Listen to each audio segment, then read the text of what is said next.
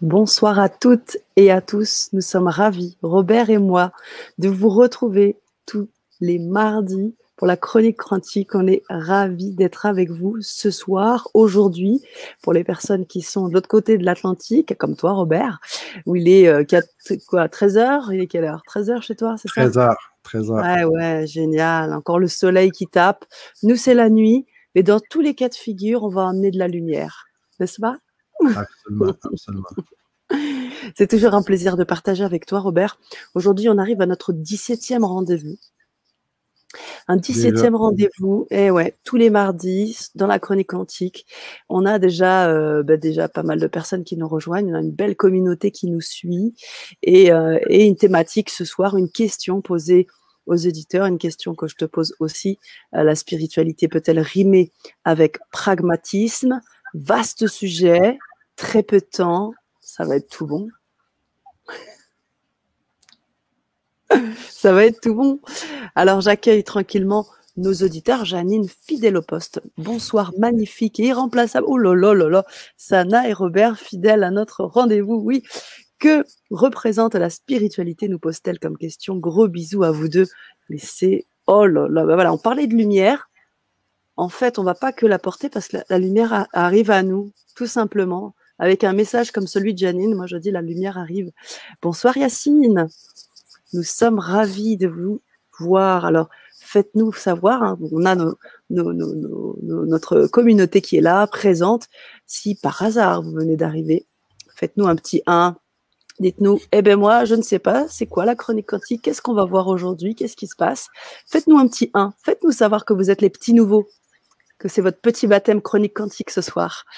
Faites-nous savoir ça. Et puis pour les autres, eh bien, on aimerait avoir vos partages aussi. Hein. Vous avez eu très certainement des mails, vous avez très certainement eu des retours et également le support du participant. Ben, faites-nous savoir, faites-nous vos retours. On va laisser la parole à Mr. Magic Robert. Et bonsoir de l'île de la Réunion, encore du soleil. Alors, Mr. Magic, comment tu vas? Quantiquement bien. Je vais très, très, très bien. Merci, Sana. Merci tout le monde. Janine, Yacine, Lise. Je suis très heureux de vous voir ici. Les autres qui joignaient après. Donc, super. Bonsoir ou bonjour. Peu importe où vous vous trouvez sur notre petite boule. Je vous salue humblement. Et bien, nous aussi. Élise qui vient de nous accueillir, qui vient d'arriver là sur la chronique quantique. Bonsoir de l'île de la Réunion. Elle ne connaît pas la chronique. Eh bien, je pense qu'il n'y a pas de hasard. Vous arrivez sur ce 17e rendez-vous. Ça fait maintenant 17 mardis qu'on se retrouve tous les mardis à 19h heure de France, donc 13h heure du Québec, pour partager, co-créer avec vous quantiquement. Robert est là pour apporter aussi ses éclairages, son expérience, vivre avec nous, co-créer et apporter aussi beaucoup, beaucoup d'amour. Donc, on est toujours ravis de vous accueillir et c'est toujours important que vous soyez près de nous, avec nous, pour partager, parce que c'est aussi pour ça et c'est aussi grâce à ça que la chronique existe. Bienvenue à Lise, bienvenue à tous ceux et celles qui se joignent à nous pour la première fois et évidemment, rebonjour, rebonsoir à tous ceux et celles qui êtes fidèles au poste. Ça amène beaucoup. C'est un beau support. C'est vraiment, je kiffe vraiment à partager avec vous à chaque mardi. Donc aujourd'hui, on a un super sujet. On a une super thématique que je trouve vraiment. C'est un peu jouer avec les paradoxes en même temps. Puis je suis très heureux d'amener ça comme thématique parce que je pense qu'il faut bouger un peu l'énergie. Il faut brasser les trucs. Puis on va faire ça aujourd'hui. Génial. Génial. Merci Robert. Merci beaucoup. Bonsoir Titou, à nouveau tous les deux et tous. Il est 22h03 là-bas à l'île de la Réunion. Ah oui, il fait vraiment, vraiment tard. Et ouais, quand on dit fidèle au poste, c'est vraiment ça. Hein.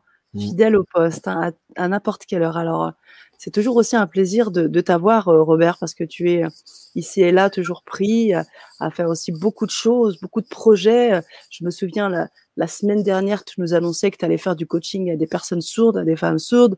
Enfin voilà, tu es quelqu'un qui est très présent dans la matière et tu es là avec nous ce soir et chaque mardi fidèle. Merci. Ouais, merci beaucoup. Ouais.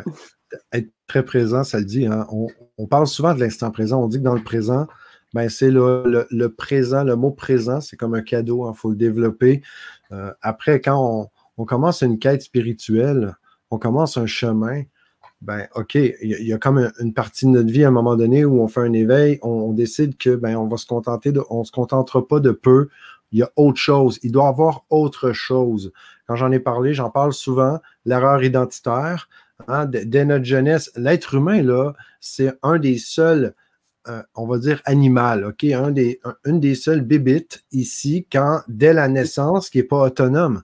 Quand on regarde n'importe quel animal dans la nature, habituellement, tous les bébés sont autonomes, sont capables de bouger, marcher, de se démerder au minimum. Mais si on voit un être humain dès sa naissance, ben, on ne fait pas grand-chose. On peut pleurer, mais à part ça, on fait quoi, honnêtement? On fait quoi? Donc, il y a vraiment tout l'écosystème familial qui embarque, on est protégé, on est cajolé, on est aussi éduqué. Il y a énormément d'informations qui nous est transmises. Et là, c'est toute la partie mentale qui enregistre. Pareil comme un système informatique qui est en train de prendre du data, de la donnée. Comme j'en parle souvent dans les 300 de l'intelligence, on a le côté cognitif qui est très, très présent. Surtout aujourd'hui, on est en 2021. Côté cognitif, côté mental, on est hyper bombardé d'informations partout autour de nous.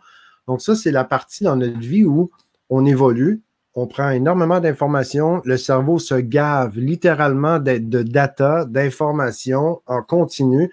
Plus il y en a, plus il en veut. Hein. Il n'y a jamais de satisfaction. Plus il y en a, plus il en veut. Et après, aujourd'hui, on voit que la majorité des gens, ben, on est en distraction, on est un peu éparpillé, on est un peu partout. Qu'il arrive un moment donné où, tac, on en a assez, on est saturé, parce que le mental, lui, quand il se gave comme ça, il construit une identité. J'en ai parlé souvent. Cette identité qui est construite, pourquoi? Parce que le mental, son travail, c'est d'étiqueter les trucs. C'est un peu comme un gestionnaire de base de données qui va étiqueter les trucs, qui va mettre nos données dans le système derrière, dans le serveur. OK? Il va stocker dans le serveur. Puis, comme on vit notre vie comme ça, en faisant de la transmission d'informations, de connaissances, toute notre jeunesse, on se fait dire quoi faire, comment penser. À un moment donné, on développe un esprit critique. On devient, à partir de l'adolescence, OK, la jeunesse, on arrive, on développe l'esprit critique, on prend de la hauteur, on décide par nous-mêmes, mais quand même, en se disant quand même quoi faire, comment faire. C'est normal parce qu'on a une partie qui est dans le jeu de société, qui a des règles déjà en place où il faut se conformer. Ça va. C'est comme si on jouait au Monopoly ensemble. Ben, c'est intéressant qu'il y ait des règles et qu'on puisse comprendre des règles pour avoir du plaisir à jouer le jeu ensemble. C'est la même chose dans le jeu de société. Mais à un moment donné, notre esprit, lui, il dit, OK, non, c'est assez, là, j'en ai assez de me gaver. À quelque part, je pense que je suis plus grand que ça. Il y a autre chose qui est là. Je le sais que j'ai une version plus grande à quelque part. Je ne me contenterai pas de l'étiquetage, de ce que je pense qui est là. Pourquoi? Parce que je vis de la souffrance, je vis de la douleur, parce que je suis inconfortable. Il y a plein de raisons qu'il faut faire que ça va se manifester, que ça va activer mon désir de trouver qu'est-ce qui est derrière le voile, qu'est-ce qui est derrière le rideau. Je ne sais pas si ça résonne avec vous, ce que je partage, si vous trouvez que ça fait du sens, mais d'acheter l'identité créée par le mental, tôt ou tard, ça craque. Ça ne fonctionnera pas. Pourquoi? Parce que ça n'a pas de sens avec qui on est vraiment. Tellement vrai. Ça, c'est la première étape avant l'éveil. Première étape. Alors, avant qu'on passe à la deuxième, je prends 2 minutes pour te partager déjà les nouvelles présences. Anne-Marie qui nous fait savoir qu'elle est là et Yacine qui nous dit merci pour votre contribution. J'en suis reconnaissante. Avec des cœurs plein les yeux. Effectivement, on peut souligner cette contribution aussi que tu fais, Robert, dans un certain nombre aussi de choses que tu apportes, les capsules, des choses aussi que tu apportes à chaque rendez-vous. Je te remercie aussi de pouvoir le faire et l'ouvrir à la belle communauté de la chronique quantique. Ma mission de vie, littéralement, c'est d'éveiller les joueurs dans le jeu de la vie. Puis quand je parle de joueurs, c'est l'être véritable, l'essence. C'est justement pour plus facilement et plus rapidement, plus efficacement surtout, venir connecter l'essence véritable, l'identité véritable qui est libérée de tous ces étiquetages. On peut mettre des étiquettes, on peut jouer des rôles, on peut s'amuser dans le jeu comme on veut, on peut mettre des masques, Mais tant et aussi longtemps qu'on sait qui on est, tant et aussi longtemps que notre base, elle est bien stable et que notre identité véritable, elle est mise en conscience. Pas juste une conscience statique, une conscience dynamique. On va en parler un peu aujourd'hui.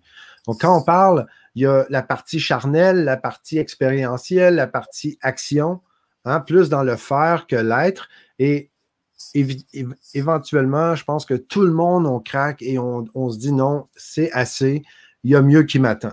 Je ne me contenterai jamais de peu ou de me faire dire comme un esclave quoi faire, quoi dire. Ça ne veut pas dire qu'il faut se rebeller, ça ne veut pas dire qu'il faut être contre ce que les autres nous disent. Ça veut juste dire que j'ai un cri intérieur, OK? Il y a comme un sentiment d'impuissance à un moment donné qui fait qu'il y a un cri, mon cœur crie pour dire « t'es plus grand que ça ». Il y a beaucoup plus qui t'attend, puis une fois qu'on est connecté à cette essence, là, on peut s'amuser à venir jouer, à vraiment contribuer dans le monde. Avant ça, on contribue zéro, on est un peu comme dans l'avion en dépressurisation, puis on essaie de donner le masque à oxygène à tout le monde, mais on avait oublié de le prendre pour nous en premier.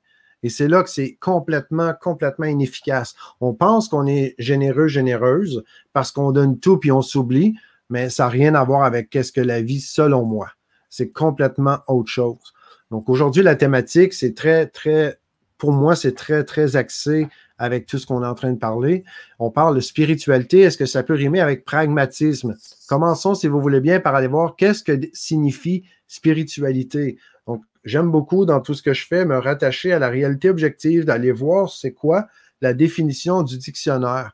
Là, je vous propose le Larousse qui nous dit la définition 1, parce que je pense qu'il y en a 4 ou 5. 1, spirituel, c'est qui est de la nature de l'esprit, considéré comme une réalité distincte de la matière.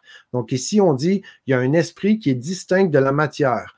Le distinct, on pourra en parler, mais c'est vrai que dans un certain niveau, parce que ceux qui me connaissaient, vous savez que où il y a la séparation, ça appelle l'attaque. Donc, j'éviterai la séparation d'esprit-matière. Mais bon, c'est une première étape de voir que, bon, mais ça, c'est de la matière et il y a aussi le côté esprit autour. Donc, on va le garder comme ça. La deuxième définition aussi du Larousse qui nous dit qui relève du domaine de la pensée, de l'esprit. Donc, encore là, je trouve ça un peu spécial de parler de pensée comme si on pense que la pensée, ça fait partie de notre cerveau, comme si le cerveau crée de la pensée. Personnellement, je crois totalement qu'une pensée, c'est comme un peu du pollen qui se promène. Hein? Une pensée, c'est un peu comme du pollen, puis on a le choix de le capter ou non. On a le choix d'interagir avec la pensée ou non. On peut laisser une pensée passer ou on peut réagir en mettant une polarité, soit d'aversion ou d'avidité dans la pensée. Puis là, on se l'est approprié, puis là, elle s'est activée en nous. Puis la pensée, elle, je vous le dis, elle a une vie, elle a un monde en elle. Mais dès qu'on a connecté avec la pensée, elle rentre dans notre système, puis ça prend de l'expansion. Parce que l'être humain est construit pour prendre de l'expansion sans arrêt, comme la nature, elle, d'ailleurs, de toute façon. Donc, la pensée, OK, on voit dans le dictionnaire qui relève du domaine de la pensée, de l'esprit. La troisième définition maintenant, avec le Larousse, c'est qui appartient à un domaine moral distinct des réalités du monde sensible et de la vie pratique.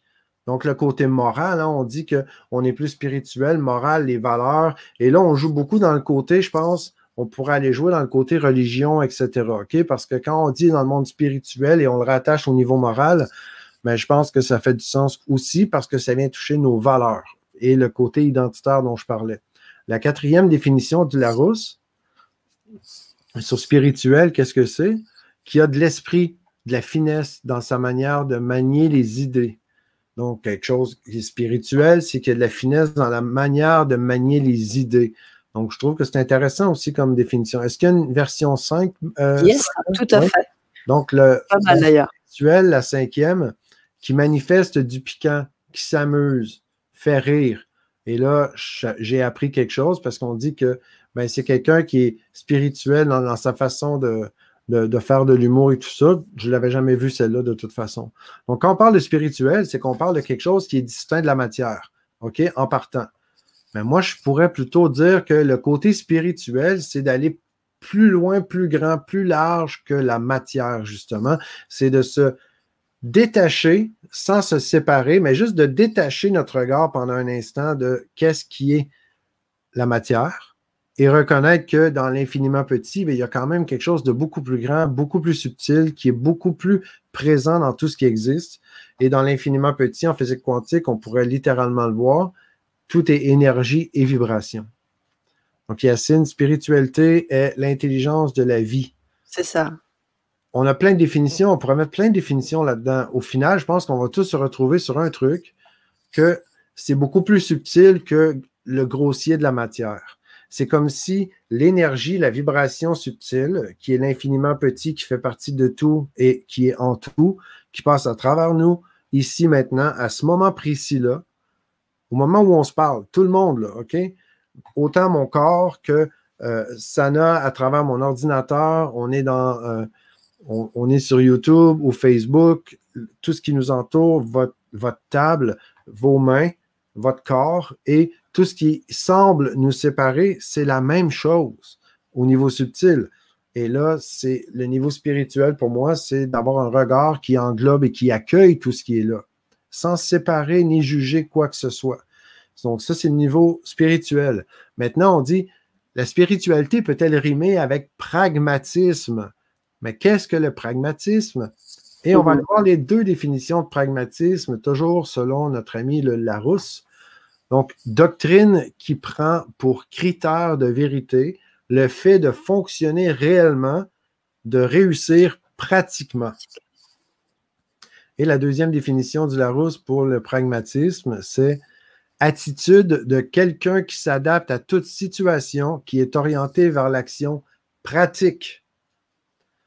Donc, les amis, j'en ai vu, j'en ai accompagné des tonnes. Bonjour Laurent, bonjour Janine, Maud, salut tout le monde. J'en ai accompagné des tonnes de gens qui sont très spirituels. J'appelle ça des gens qui ont le cœur sur la main, des gens qui sont, comme j'ai déjà été, hein, j'ai déjà fait partie de ce groupe de gens-là, puis on en fait partie tous un peu. C'est très facile pour moi de décrocher puis d'aller me percher dans les nuages, OK? Littéralement. De dire non, je ne reste pas ici, puis je suis parti, OK? Je décolle, ça y est. Je suis très aérien si je veux. Mais quand on fait ça, ben, on est pas mal désincarné. Donc, on est dans le spirituel, oui, mais on est zéro pragmatique. On n'est pas vraiment incarné dans la matière.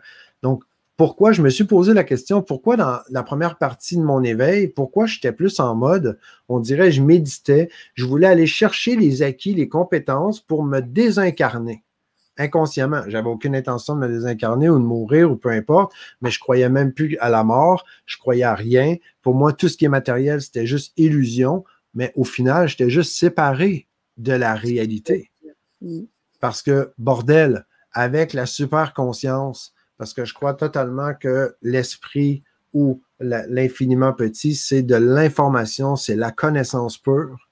Donc, la super conscience, si on l'appelait comme ça, de notre source à nous, OK, d'où on vient, mais il y a la totale conscience de tout ce qui existe avant de le créer. Tout part de cette même source.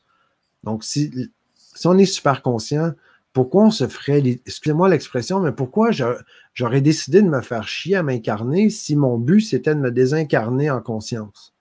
Je pense que je faisais erreur. Du moins, c'est comme ça que je le vivais. Parce que là, après, on se retrouve on vit plein de choses. Je commençais vraiment à être super focus côté spirituel.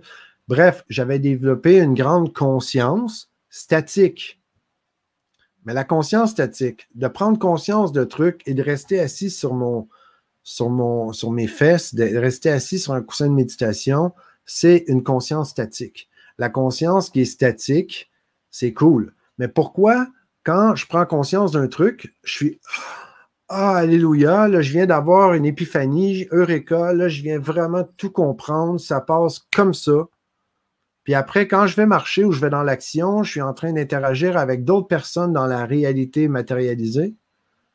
Pourquoi ce que je pense puis ce que je veux dire, ben des fois, ça sort complètement différemment. Entre ce que j'ai pris conscience puis comment j'en parle, ben il y a un décalage. Pourquoi? C'est là que j'ai pris conscience que la conscience statique, ça ne vaut absolument rien si je ne l'ai pas amené dans le côté dynamique.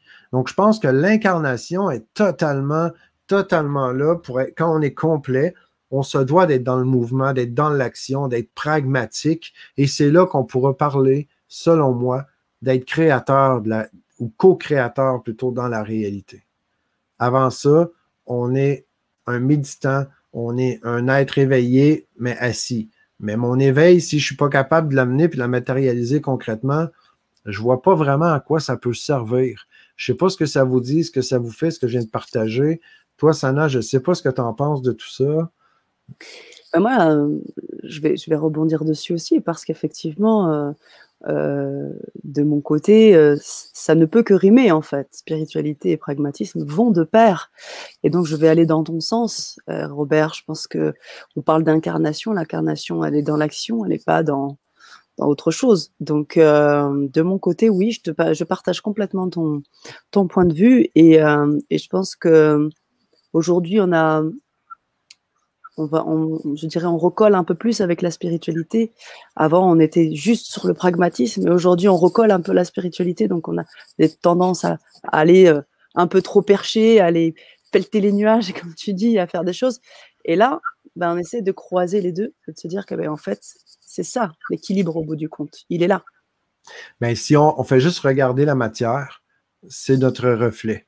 Ça prend une grande ouverture puis une grande connexion pour reconnaître que je suis la cause et l'effet, c'est mon monde. Donc, si mon monde, c'est pas le monde idéal pour moi, si je sens qu'il y a quelque chose de plus grand à l'intérieur de moi, j'ai la possibilité de m'ouvrir et d'être avec mon ancrage dans la matière, d'amener ce monde idéal que moi je porte dans le monde. C'est pas plus compliqué que ça. C'est comme ça que ça fonctionne, selon moi, ce que je vis, ce que je vois vivre autour. Je pourrais vous raconter des histoires de fous. Quand on est vraiment connecté, ancré, là, on permet à l'énergie de descendre dans la matière. Sinon, c'est comme si l'énergie, il faut qu'elle ait un canal pour traverser, pour se manifester. Donc, elle peut se manifester autour de nous. Si on n'est pas connecté, puis on n'est pas aligné dans notre ancrage de notre identité véritable, la réalité idéale, il se passe quoi? C'est que moi, j'imagine un idéal, sauf que comme je ne suis pas vraiment ancré ou connecté, l'idéal va se matérialiser autour de moi. Donc, je vais le voir, le reflet de mon idéal autour, mais je vais soit être en avidité ou en aversion. En avidité, c'est soit que je vais désirer moi aussi avoir la même réalité ou je vais être en réaction, en aversion, parce que je vais dire non, mais là, je suis jaloux, je suis envieux, il y a plein de trucs qui peuvent se vivre là-dedans. Pourquoi? Parce que c'est ma réalité, mais je n'ai pas su m'ancrer assez pour qu'elle puisse se matérialiser à travers moi. Pour moi, c'est vraiment clair, ça. Je ne sais pas de votre côté comment ça vibre. Ah oui, ça vibre beaucoup. Il y a beaucoup de retours. Robert, on va prendre le temps de les lire, si tu veux bien. Je remonte un tout petit peu plus haut. Moho qui nous disait que lui, ou elle, je pense, nous dit « Ma petite bébête à poil, c'est le nom que je donne aux pensées pollen. » Voilà. Et donc Laurent, que je salue également, Laurent Lelay nous dit « La conscience augmentée de la réalité favorise tant un détachement de nos liens d'attachement, etc. pour nous permettre d'être dans l'action du moment, dans l'interaction, l'interdépendance de tous les éléments. » Il précise qu'il te rejoint aussi. Faraz qui nous témoigne, d'accord avec ce que tu dis, Robert, mais parfois, les souffrances sont tellement fortes. Voilà, justement. Faraz, les souffrances, c'est juste une erreur. Parce qu'il n'y a personne, mais il n'y a personne qui va souhaiter se créer de la merde ou des problèmes. Il n'y a personne qui fait ça. Ça, c'est pourquoi, j'avais pas appris à le faire jeune. Donc, j'ai fait des tonnes d'erreurs. Pourquoi vous pensez que je suis consulté, puis je suis consultant, je suis coach, thérapeute? Mais c'est parce que j'ai tellement fait d'erreurs dans ma vie que j'ai pris de la valeur et maintenant, aujourd'hui, je peux partager des trucs. Le plus précieux pour moi d'un mentor, quand j'ai des mentors autour de moi, c'est qu'ils vont me partager des trucs pour que j'évite de faire les mêmes erreurs. Pas juste pour que je sois parfait, parce qu'on va le développer chacun de notre façon. Mais moi, mes parents n'avaient pas appris ça, mes grands-parents non plus, donc j'ai appris dans le tas, j'ai appris dans le mouvement, puis c'est en se connectant dans notre source, une fois que le canal est ouvert, il y a énormément de richesses, d'informations et c'est comme si on était des poissons dans l'océan de la connaissance. On a accès à cette connaissance-là comme ça. La question, c'est est-ce que j'ai assez d'ouverture pour qu'elle puisse circuler librement à travers moi? Parce qu'au début, on est comme un filtre qui est en train de polluer l'information qui traverse. Pourquoi? Parce qu'on n'avait juste pas appris à le faire. Donc, ça donne absolument rien de me sentir coupable parce que la culpabilité, c'est l'enfer. Donc, comme la culpabilité, c'est l'enfer, je préfère le paradis, donc la non-culpabilité. Donc, la première étape pour moi, c'est de reconnaître que, ah, j'ai fait une erreur. OK, je vis une merde. OK, mais j'ai fait une erreur. Puis le meilleur truc que je peux jamais donner, c'est la question qui aligne. OK, je me dis, je me ramène tout de suite. Donc, quand il y a de la souffrance, puis tu sens que c'est un peu merdique, ben, la question, à cet instant précis, que manque-t-il? Là, je viens de calmer mon mental avec une simple question. À cet instant précis, que manque-t-il? Une fois que je suis bien centré, j'applique le protocole 1.0 avec les 3 centres d'intelligence que je vous ai parlé souvent.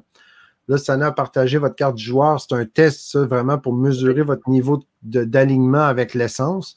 J'ai créé ça. Je suis très fier de ça. Je vous invite à jouer le jeu, à remplir votre carte du joueur, voir comment c'est, puis à me partager vos ressentis là-dessus. Comment vous le sentez? Comment ça vous a impacté positivement? Mais quand on applique le protocole on vient vraiment, la première étape, c'est vraiment de s'ancrer, d'aligner mon cognitif, mon somatique, de venir vraiment m'arrimer avec une solide mise à la terre. Pourquoi? La solide mise à la terre, ça permet que tout le négatif de ma vie soit drainé dans la terre. La terre, elle est là, la nature, elle est là. Et si on regarde un arbre, l'arbre, il va prendre le monoxyde de carbone, il va me redonner de l'oxygène. C'est un peu la même chose quand je suis vraiment arrimé, ancré dans la terre. Ben, ça permet de descendre ma merde, OK, on va le dire comme ça, comme si je suis un cultivateur qui est en train de mettre du compost. C'est comme si je laisse le négatif, pareil comme si moi, le négatif me traverse, je suis juste un messager qui prend le négatif, qui le laisse aller dans la terre, et je m'ouvre et je fais confiance. Je fais confiance qu'il y a beaucoup plus que ça.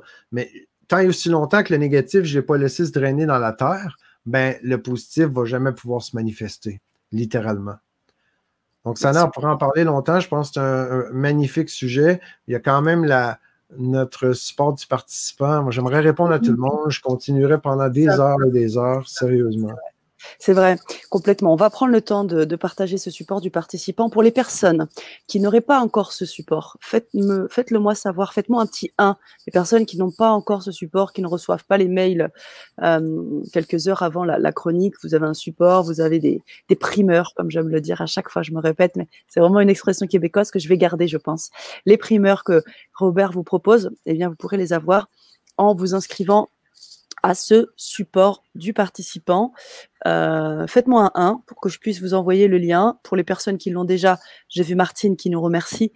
Aucun retard, vous venez au moment où c'est bon de venir pour vous. Donc, c'est parfait. Et puis, on prendra le temps, si tu veux bien, Robert, de prendre encore deux ou trois postes là, au regard de ce que tu as dit précédemment. Donc, pour ceux et celles qui étaient inscrits sur la liste des membres, on a fait une petite liste juste pour vous envoyer un truc. 3 heures avant chaque émission, vous avez un support. Là, on le voit aujourd'hui, c'est la spiritualité peut-elle rimer avec pragmatisme? Et la première question que je vous pose, c'est qu'est-ce que la spiritualité représente pour moi? Donc, c'est de se poser la question, qu'est-ce que la spiritualité représente pour moi? Et c'est pas juste ce que Robert a dit, ce que n'importe qui va dire, c'est qu'est-ce que ça représente pour moi, donc à l'intérieur de moi. Puis, comme à chaque fois, les amis, je vous répète, d'appliquer le protocole avant de répondre aux questions, c'est encore plus cool parce qu'on fait la connexion puis on laisse notre essence répondre. C'est ça qui est vraiment la valeur là-dedans. Deuxième question que je vous pose, c'est qu'est-ce que je peux faire concrètement dans ma vie pour exprimer ma spiritualité? On parle de pragmatisme, mes amis. Vous avez une essence spécifique, une couleur propre à vous. On est tous pareils, mais dans le fond, mais en même temps, on est tous différents. On est tous des versions de la même source. Donc, on a tous une place très spécifique dans le grand puzzle de la vie, le grand casse-tête. On a comme une place spécifique, tous et chacun, pour prendre notre place. Ben, c'est dans l'action, c'est dans le mouvement. Et en même temps, c'est vraiment, vraiment deux côtés d'une même médaille. D'un côté, j'ai la conscience que j'ai pris, qui est statique, que j'amène dans le dynamique. Ça m'amène énormément de bénéfiques. de bénéfices, pardon, c'est peut-être pas cool parce que je vais reconnaître des choses qui sont, parce que je prends conscience de trucs. Maintenant que j'ai conscience dans l'action, je vais prendre conscience aussi des trucs qui sont moins chics, peut-être les erreurs. Mais l'erreur, c'est juste une erreur. Maintenant que j'en ai conscience, je la laisse aller, je la draine, c'est beau, puis je laisse sortir vraiment ce qui est là, mon essence. Puis de l'autre côté, mais j'amène aussi beaucoup dans le monde. C'est notre rôle. On est des pôles d'énergie. C'est ce qu'on fait. Et la troisième question, les amis, comment vais-je implanter ces actions dans mon quotidien dès maintenant? Pas demain, pas dans 6 mois, mais comment je vais implanter concrètement ces actions-là dans mon quotidien dès maintenant pour vraiment vivre une spiritualité pragmatique. Donc, voilà le support d'aujourd'hui, les amis. Merci Robert. Je vous invite encore, comme à chaque mardi, de nous faire vos retours. On en a beaucoup, des mails, des retours dans le live comment, mais aussi par le biais des mails LGC quand vous nous écrivez. C'est important d'avoir ces retours-là. On parlait de co-création ensemble, dans le présent, et c'est important que vous puissiez nous faire vos retours par rapport à tout ça. Il y a Laurent qui dit que les liens ne sont pas interactifs. Je ne comprends pas. Habituellement, ils sont toujours... Ils sont pas interactifs, Sana. C'est peut-être Montel, perhaps. Peut-être. On va le tester de suite. Hein. De toute façon... On va s'assurer, Laurent, dans tous les cas, que dans les commentaires, il y aura les liens, t'inquiète, à chaque émission. De toute façon, il y a d'autres émissions. Les liens sont là. Souvent, c'est tout le temps la même chose. On tourne autour tout le temps du même sujet. Puis je me concentre vraiment, comme je suis un spécialiste d'alignement identitaire, je me concentre sur l'identité véritable, c'est comme notre base, c'est la base. Je te confirme. Un immeuble sans la base. Pardon? Super, je suis dessus, tout est OK. Super. À refaire peut-être ailleurs, effectivement, Laurent. Moi, je me permets de mettre à l'écran Didier, le veilleur, qui dit « Depuis quand existe la spiritualité? » Très bonne question, Didier. Très bonne question. Si quelqu'un le sait, mais si quelqu'un le sait, j'aimerais le savoir. Je parlais de ça avec Jésus hier et non, je blague. Je ne sais pas. C'est une bonne question. Comment on peut parler? Spiritualité rime avec intemporel pour moi, donc de dire depuis quand, ça serait... Je pense pas qu'il y ait une réponse à ça, honnêtement, à part le mental qui essaie de s'envelopper autour de ça. C'est très intéressant. C'est vrai. Alors, je voulais te partager un post avant qu'on se laisse, un peu plus haut, un peu plus tôt, si on l'a encore. Ouais, c'est Mo qui dit « Bon, ben merci. Je vis exactement ce que tu dis et je cherche qu'est-ce que je peux créer et je suis en train de me dire que je suis paranoïaque, peut-être c'est ce que elle voulait écrire, je trouve pas et ça me rend folle un peu. Voilà. Elle ne sait pas. Non, c'est déjà codé en nous, OK? Il y a pas, c'est très simple. Je fais ça à temps plein, OK? C'est ce que je fais dans la vie, accompagner des gens comme ça. Quand je dis comme ça, qui sont à la recherche de cette identité, qu'est-ce que moi je peux apporter? Je crois fondamentalement que la vie qu'on est tous censés vivre, c'est une vie de bonheur, d'abondance et de choix. Ou je pourrais dire une vie de choix, de bonheur et d'abondance. On peut le mettre dans l'ordre que vous voulez. Quand je parle d'une vie de choix, c'est qu'on a toujours le choix. OK? On a toujours le libre arbitre, on peut toujours choisir, c'est notre choix. Quand je parle d'abondance, ben, littéralement, la vie est abondance, c'est donc un droit de naissance. Quand on regarde la nature, on fait juste laisser un pépin de pomme tomber en terre et on revient dans des dizaines d'années, il y a des chances qu'on a un immense verger qui n'arrête pas de produire des pommes. Donc, la nature, elle, c'est l'abondance. On en fait partie. Et le bonheur, le seul bonheur pour moi, le bonheur véritable, c'est quand on peut contribuer au bonheur des autres par notre passion en partageant nos compétences naturelles. Donc, je ne sais pas si ça résonne ce que je dis, mais littéralement, pour moi, la vie qu'on est censé vivre, c'est pas le mental qui va la révéler. Le mental, il fait plus du chaos puis du bruit. Quand on a la connexion avec nos centres d'intelligence, qu'on est vraiment bien aligné, tout est question d'alignement. L'alignement, une fois qu'on est bien aligné, mais comment qu'on fait pour s'aligner? Quand je dis la vie qu'on est censé vivre, elle est codée en nous, mais littéralement, pour moi, c'est un peu comme si c'était l'ADN. Quand on prend le code ADN, quand on a les bons outils, mots, on est capable de le décoder, on est capable d'aller voir dans le code ADN de chaque personne. On est très, très similaires, mais on a tous des différences. Donc, il y a un code, là, OK, comme un système informatique, comme j'en parlais, on a des data, on a des données. Donc, là, dans la capsule des 3 centres d'intelligence, je parle du cognitif, je parle du somatique, qui est le serveur, le cognitif, qui est notre clé USB, puis je parle du champ unitaire ou le champ quantique, qui, lui, ben, littéralement, c'est le Wi-Fi. OK? Donc, quand on a la connexion, c'est comme d'avoir notre ordinateur qui est bien connecté, notre clé USB à notre ordinateur au Wi-Fi. Il y a des mises à jour qui peuvent se produire et c'est là que tout change. Puis dans le code, concrètement, pour faire ça rapidement, notre vie idéale, elle est déjà codée. Elle va toujours s'exprimer par 3 trucs. Selon mes expériences, selon ce que je vis et je fais vivre à chaque jour, nos passions. Donc, c'est quoi qui me passionne? Qu'est-ce qui fait que j'aurais hâte de me lever à 4 heures du matin? En passant, je me lève à 4 heures du matin à chaque matin. Je ne mets jamais mon cadran. Je n'ai pas besoin de me forcer. Pourquoi? Parce que je suis littéralement sur mon X, aligné littéralement à vivre ma passion à temps plein. Donc, c'est quoi la raison qui fait que je me lèverai à 4 heures du matin à chaque jour, puis je serais même prêt à payer pour aller faire ce que je vais faire?